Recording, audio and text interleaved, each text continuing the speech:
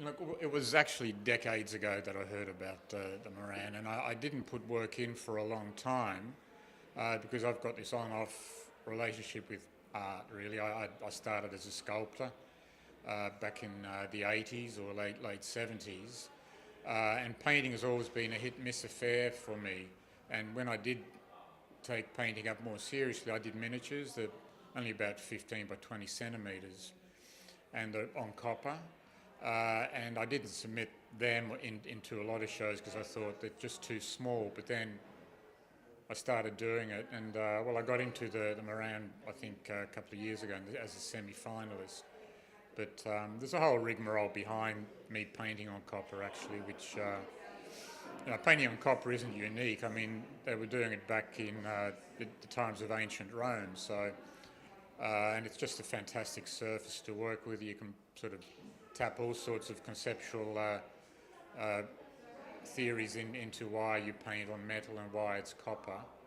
But I started doing it. I initially started chasing people down the street because they had interesting faces, and I would ask whether they wanted to sit for a little miniature painting. And the reason I wanted to paint them on copper is copper starts to oxidise over time, over about 80 years, which is more or less the lifetime of a person. So it starts to discolour and change, so it virtually develops its own life.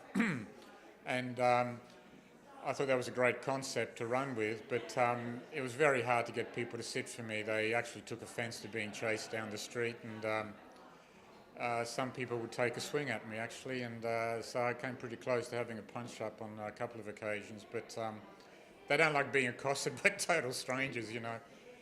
But anyway, then I just started following people I saw in shops and who were familiar with me sitting in a coffee shop, and then it became more successful. I started to paint more people. So this work here in the show is a larger format, and I've known Madeleine since the 80s. I used to play in a band and she was the lead singer, and then I lost touch with her, and a couple of years ago I found out that she had done quite well as a professor and teaches at one of the institutes on Missenden Road that's, I think, tied in with Prince Alfred Hospital, and I took up contact with her, and then I said, look, sit for a painting, you know. So that's how that work came about, but I've been fiddling around with it for a year and a half. I put it away for a long time and then came back to it more objectively and made some changes, and anyway, there's a long story associated with the work, really, that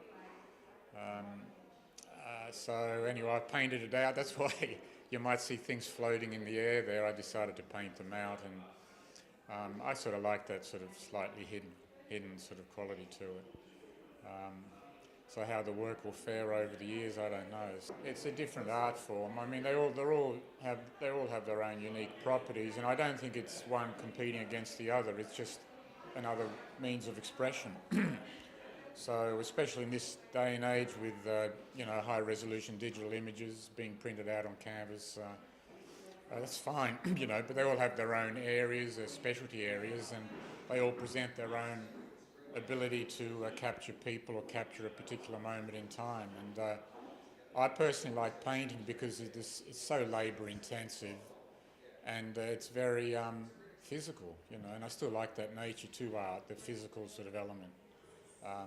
So it's not really like a production line, but there's still, you know, maybe thousands of brushstrokes might go into shaping a work, and then at the end of it you might just paint it out and start again, and a lot of artists have done that, and so it can be very frustrating, but a work can build up a layering of meaning and intensity and depth as well, working like that. I've got a whole lot of series lined up, slightly more ambitious, slightly larger works, but in combination with the smaller paintings and sculptures as well, because I really like my sculptures they balance the paintings out a bit.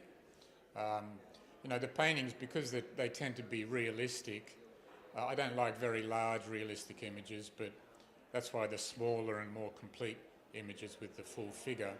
But the sculptures present a bit of balance to it, and even I thought some photographs. I've been doing a couple of black and white photography, and they're sort of probably a bit stylised, but it's just they all complement one another, and I think if you set them up in a room, it presents a more balanced sort of picture, I think, of my work.